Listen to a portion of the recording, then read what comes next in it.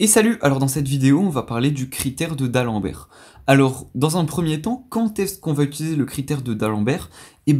C'est quand soit les critères précédents ne fonctionnent pas, ou soit quand dans notre série, donc pour rappel, hein, une série on l'écrit comme ça, somme des UN, si ce UN ici, il va contenir des factoriels, dans ce cas, on va également pouvoir d'emblée se dire qu'il faut utiliser le critère de D'Alembert.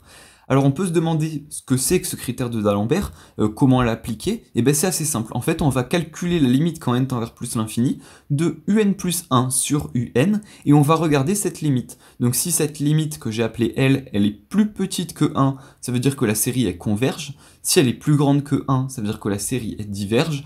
Et si la limite elle vaut 1, dans ce cas on peut pas en conclure et on devra utiliser une autre méthode. Alors maintenant qu'on a vu le critère de D'Alembert, je vous propose qu'on l'applique avec cet exemple-là. Donc dans un premier temps, est-ce que dans cet exemple, ce serait judicieux d'utiliser le critère de D'Alembert? Regardez, là j'ai une factorielle, ici, hein, pour rappel, la factorielle c'est le point d'exclamation. Donc étant donné que j'ai une factorielle, on peut directement utiliser le critère de D'Alembert, parce que UN contient bien des factoriels. Alors je vous propose que justement, on en extrait ce UN, alors UN va être égal à quoi? Il va être égal à ce qu'il y a à côté du symbole somme, c'est-à-dire n factoriel sur n puissance 2n, comme ceci. Alors petite remarque, une formule qui va nous être utile très souvent avec le critère de D'Alembert, c'est cette formule-là, que si on a x factoriel, ça c'est égal à x, entre parenthèses, x moins 1 factoriel. Donc ça nous permet de décrémenter entre guillemets la factorielle. Donc justement, on va appliquer aussi cette formule à travers cet exemple. Donc du coup c'est parti pour faire l'exemple. Donc du coup il nous suffit simplement de faire la limite quand n tend vers plus l'infini de un plus 1 sur un. Alors ce que je vous propose avant de faire la limite, c'est simplement de calculer un plus 1 sur un et on fera à la fin la limite. Comme ça va nous permettre de simplifier au maximum le un plus 1 sur un pour calculer sa limite beaucoup plus facilement. Donc du coup c'est parti. Alors d'abord on va calculer un plus 1. Alors un plus 1 c'est égal à quoi? Il nous suffit simplement de prendre la valeur de un et de remplacer tous les n par des n plus 1. Donc ça nous donnerait n plus 1 factoriel. Regardez là j'ai remplacé le n par n plus 1. Et on divise ça par, donc je remplace ce n par n plus 1 encore une fois. Et là, regardez, j'ai 2 puissance n, donc du coup, je vais remplacer ça par 2 puissance n plus 1, comme ceci. Et donc du coup, maintenant, je vais pouvoir faire un plus 1 sur un. Donc du coup, un plus 1 sur un, ça nous donne quoi? Ça va être assez simple. Du coup, un plus 1, c'est ça. Donc je vais simplement recopier ce calcul. Donc c'est n plus 1 factoriel, le tout divisé par n plus 1, puissance 2 fois n plus 1. Et ensuite, je divise par un. Alors, diviser, c'est comme multiplier par l'inverse. Donc, je multiplie par l'inverse de un. Et l'inverse de un, c'est n puissance 2n sur n factoriel. Alors là, j'ai juste oublié la petite parenthèse comme ça. Alors là, regardez ce que je peux faire. Donc là, j'ai n plus 1 factoriel, et on a vu cette formule qui nous dit que x factoriel, c'est égal à x fois x moins 1 factoriel. Donc je vous propose que justement on applique cette formule-là avec ce n plus 1 factoriel. Alors en pratique, c'est quelque chose qu'on fait énormément, donc justement comme ça on s'entraîne à le faire. Donc n plus 1 factoriel, donc ça nous fait d'abord, je remplace, donc là j'ai n plus 1 factoriel, donc ça nous fait n plus 1, donc n plus 1, facteur de n plus 1 moins 1, donc ça fait seulement n, et je recopie la factorielle, ici comme ça. Donc là j'ai mis la factorielle. Alors maintenant ce que je peux faire aussi, c'est qu'on peut un petit peu simplifier ça. Donc ça, si je le simplifie un petit peu, ça fait n plus 1 à la puissance 2n, et donc là en fait j'ai 2n plus 2, donc du coup je peux séparer en deux, et je peux écrire aussi n plus 1 à la puissance 2, comme ceci, et là je recopie simplement ça, donc ça me fait n puissance 2n sur n factoriel. Alors regardez, là on a n factoriel, là on a n factoriel, du coup on peut les barrer, donc je barre celui-ci et celui-ci, et là regardez, on a n plus 1, on a n plus 1 carré, donc là je peux enlever ce n plus 1, et là je peux enlever le carré. Et maintenant je vais essayer de simplifier au maximum pour que le calcul de la limite soit le plus simple. Du coup dans un premier temps je vais recopier tout ça, donc ça va nous faire seulement n puissance 2n, le tout divisé par n plus 1 puissance 2n, et là c'est comme si j'avais du coup n plus 1 à la puissance 1, donc je peux rajouter plus 1 comme ceci. Alors avec D'Alembert, faut bien connaître les règles sur les puissances quand même, hein, mais bon, faut les connaître dans tous les cas, donc justement on les utilise dans ces moments-là.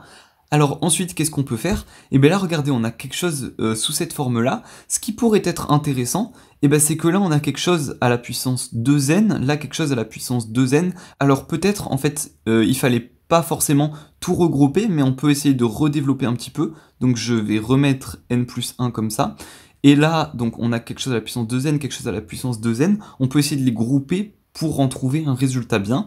Donc ça me donnerait quoi? Ça me donnerait, donc je recopie d'abord ça, donc ça me fait 1 sur n plus 1, et ensuite je vais regrouper ces trucs à la puissance 2n, donc ça me fait fois n sur n plus 1 à la puissance 2n. Et évidemment, quand on utilise d'Alembert, on peut utiliser les critères de négligeabilité, d'équivalence, etc. Et normalement, si vous avez vu la vidéo justement sur le critère de négligeabilité, vous pouvez reconnaître ça. On avait fait un exemple très similaire, puisque dans l'exemple qu'on avait fait dans cette vidéo, on n'avait pas à la puissance 2n, mais on avait seulement à la puissance n.